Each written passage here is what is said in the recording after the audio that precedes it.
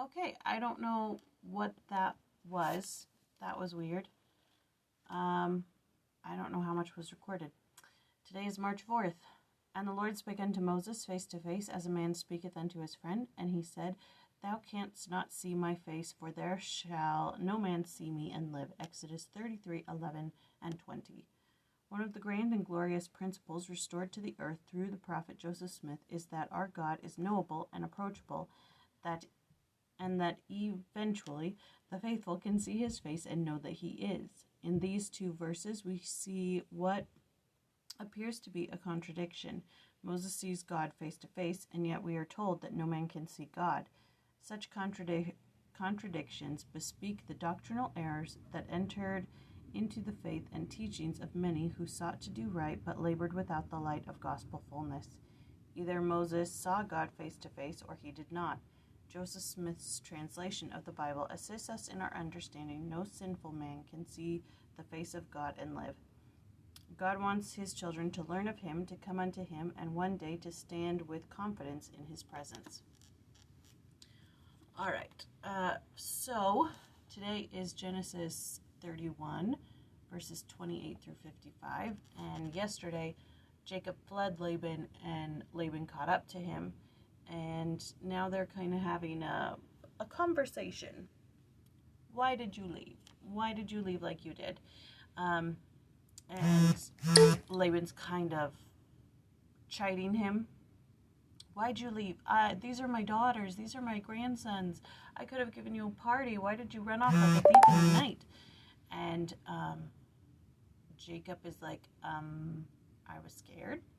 And then Laban remembers that God came to him and said, don't speak evil or good to him. And he's like, oh, and also, who took my idols? And Jacob's like, took your idols? I don't know what you're talking about, but you can search my stuff, and whoever has the idols you can kill. And as we know, Rachel took the idols. Anyways, she says that she's on her period and can't stand up, so she's sitting on his idols so he doesn't find them.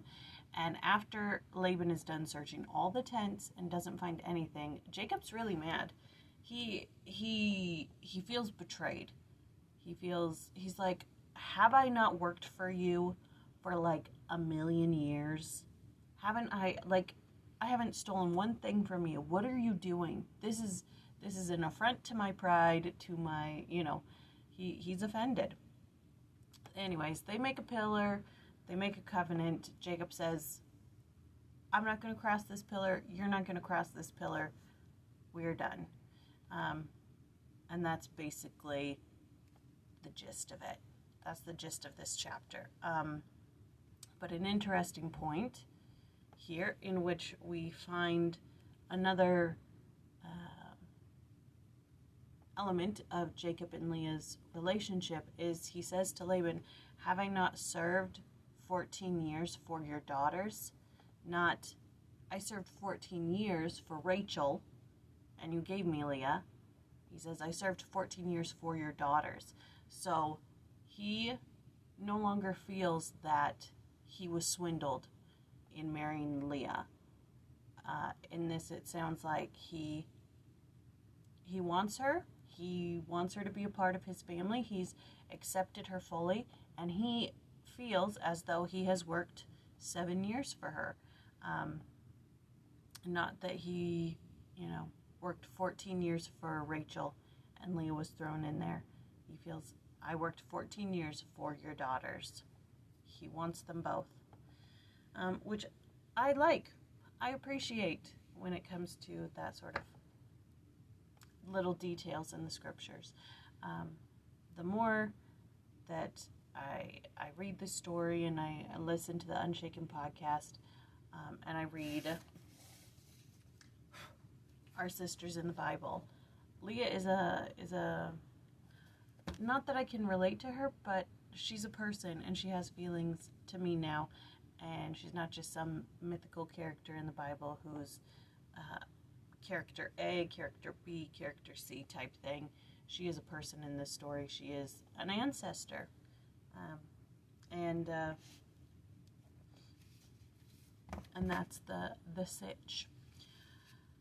Okay. I'm done rambling. The video cutting off at the very beginning threw me off. But as you know, there's nothing in my books for the rest of these chapters. So, that was Genesis 31, verses 28 through 55. And tomorrow is chapter 32. All right, see you tomorrow.